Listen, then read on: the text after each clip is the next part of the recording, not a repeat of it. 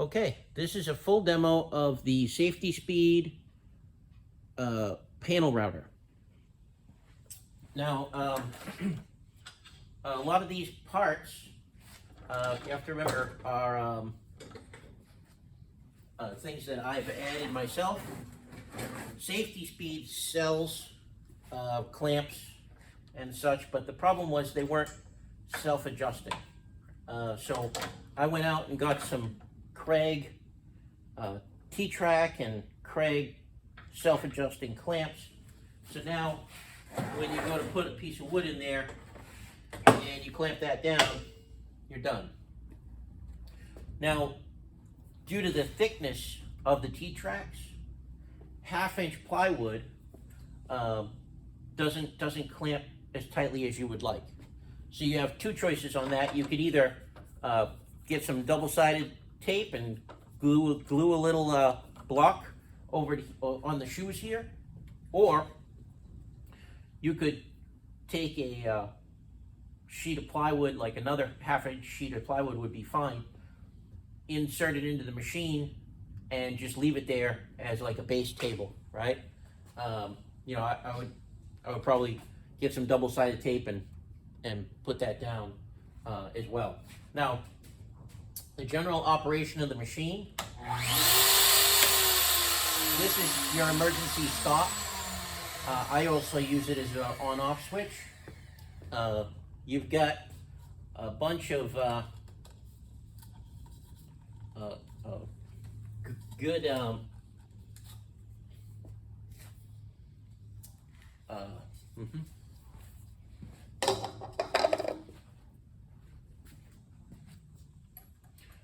you'll notice here you've got your 1/4-inch collet for the Makita. The 1/2-inch collet is on it. Notice that these are your stops. You can, I mean, these are clamps. You tighten that down and it won't move. So if I was going to feed material through the machine in this direction, so that I could get a dado going lengthwise on my part, then I would tighten both of these down first to make it so that once I've set my machine where I want it, it doesn't move. This is the stop system for forward to back. You can set this up like this, and then there's one back here. You bring that forward to where you want it and tighten that guy down, and then that limits your travel forward and back.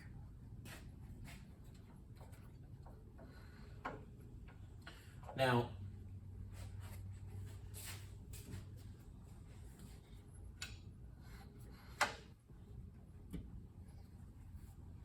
we're going to cut a dado in this plywood here. We're going to go front to back and see how this works.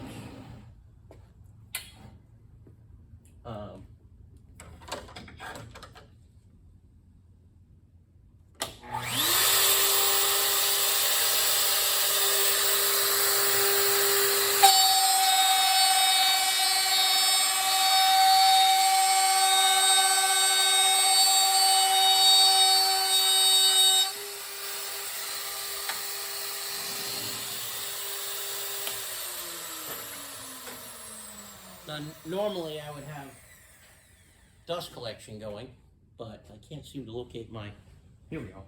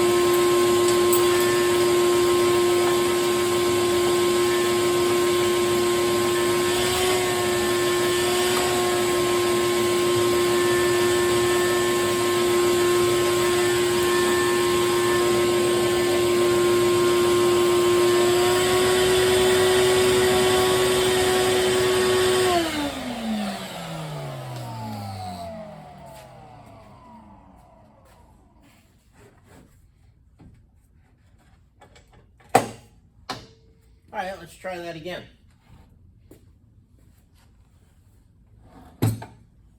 Now, notice this time, I'm gonna remove you from the camera here, bring you right in here. Notice how the machine rests, well, not the machine, but the vacuum shield rests directly on the plywood. That's important for getting a consistent cut depth. Okay, you can't get a consistent cut depth if you're not on the plywood as you cut. So I'm clamped. Notice how I'm going to use the handle here. You don't want to put your hand here or anything like that, because you're gonna pinch yourself.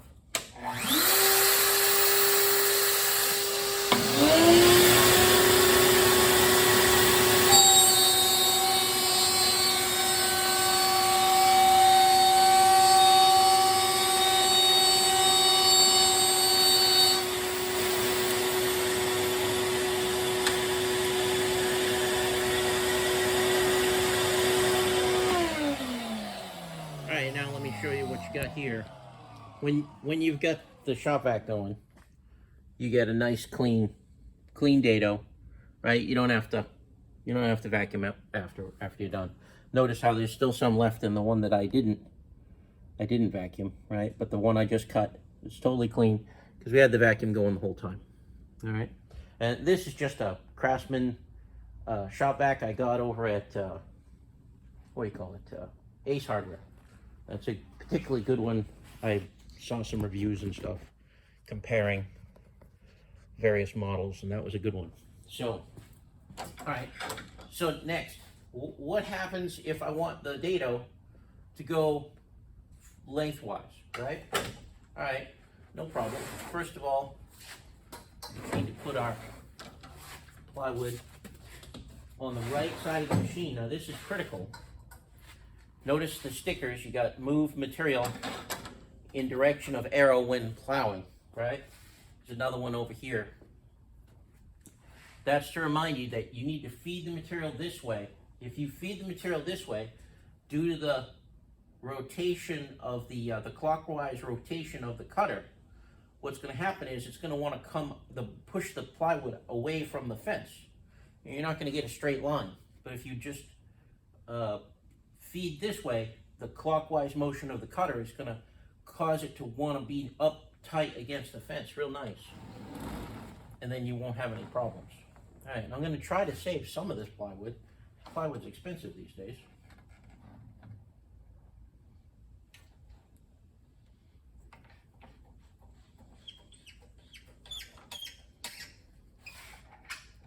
Now, in order to measure this and get it in the right spot and all of that, there's a yellow measuring tape here, right, for measuring for this particular type of cut, and there's a nice indicator here. I'm gonna make sure you can see that.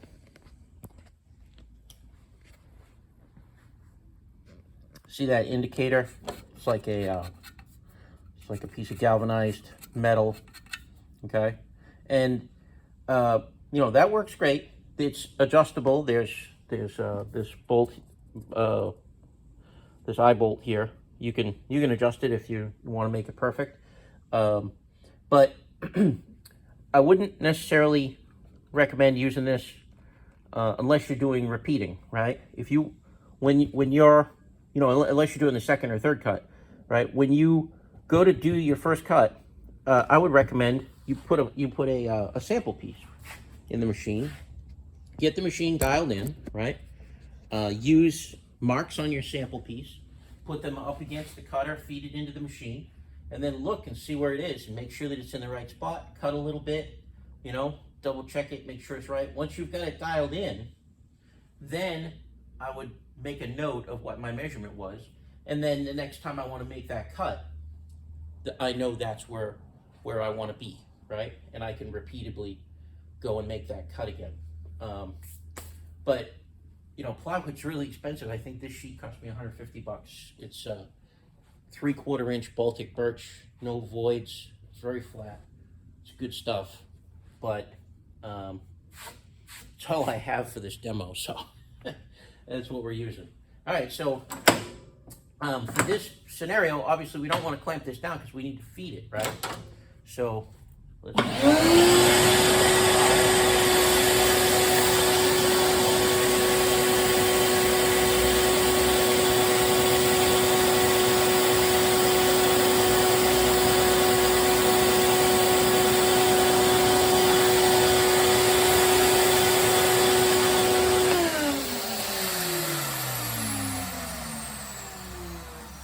All right, so I went to go feed it and I realized that I did not place the machine on top of the plywood. So if you look here, the machine will go down further than 3/4 of an inch, right? So I just ran into the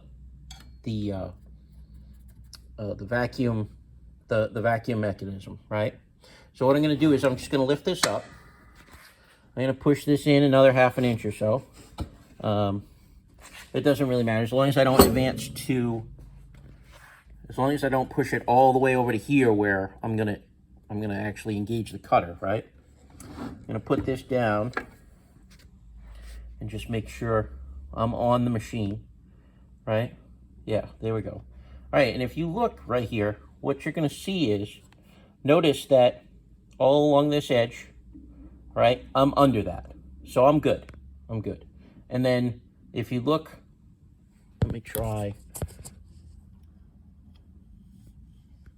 Boy, a lot of parts in the way. Okay, here we go. Notice this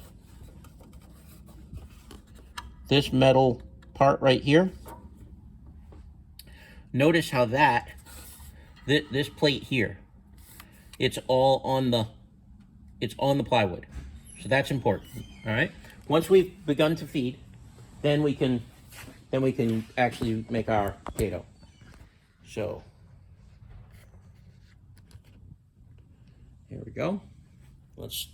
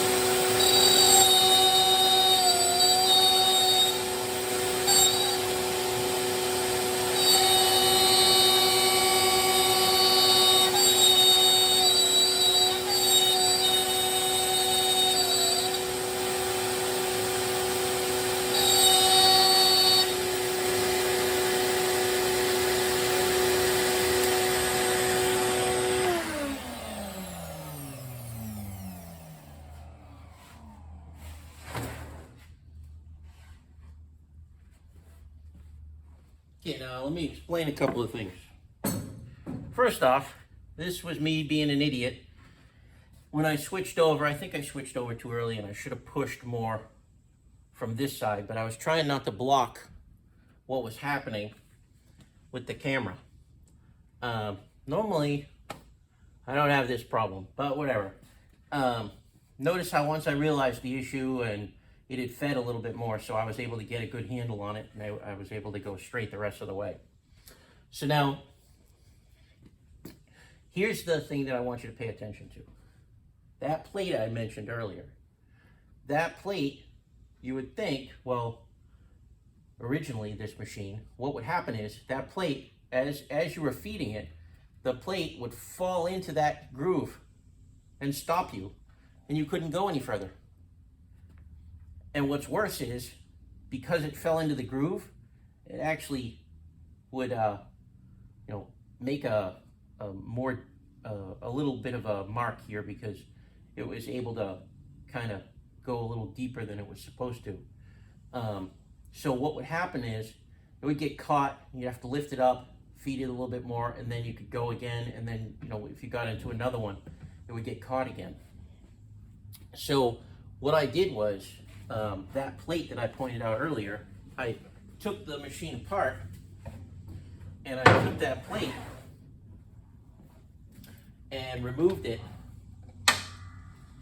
And I'm going to show you what's going on here. All right, so if you take that, so where are we? No. Wrong plate entirely.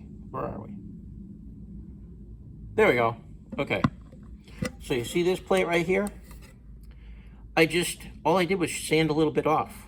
I need to sand about 1/8 of an inch off. You see how far down it sticks down? There's just no reason for that. So I just sanded it down until it was completely out of the way. So now it can't get in your way.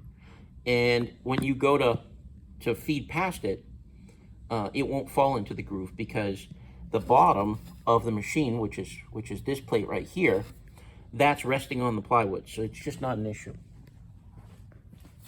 All right, so let's try this again, in case you didn't catch everything the first time. Thinking I'm gonna move the camera. This way I can feed without thinking about what you can see and what you can't see and all that.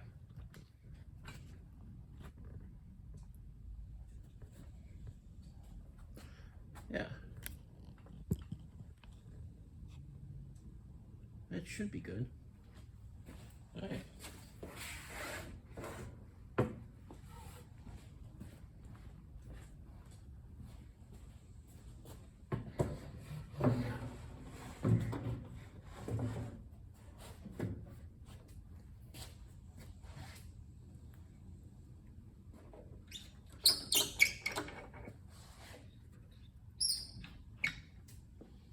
I just want to make my dado in a slightly different spot. Okay, always use the handle, otherwise you can pinch your fingers, right?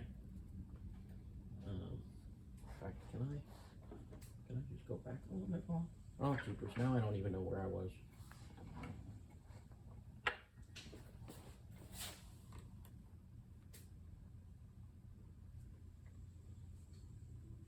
Oh yeah, that should be a completely different spot.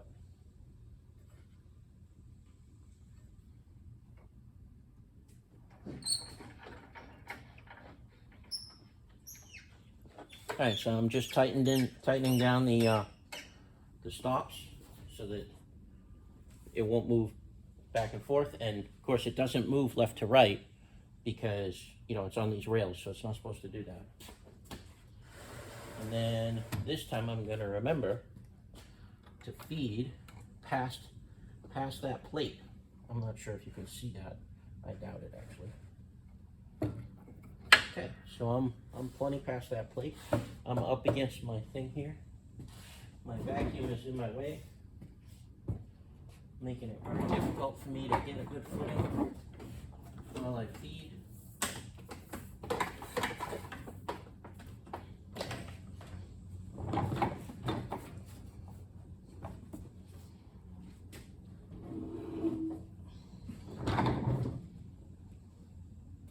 There we go. Oh,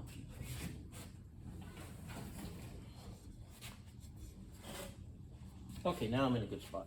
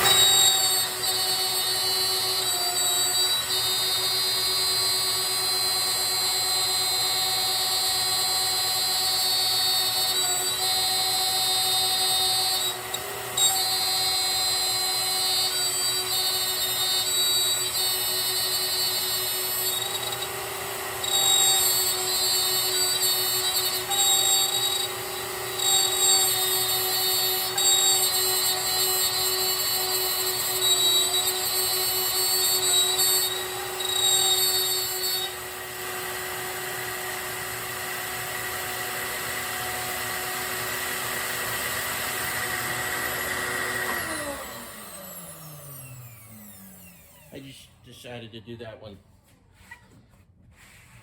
from the one side to see if I could. And if you see, that came out really straight, right? Straight as an arrow. In fact, I think if I show it to you more like this, I'm not sure.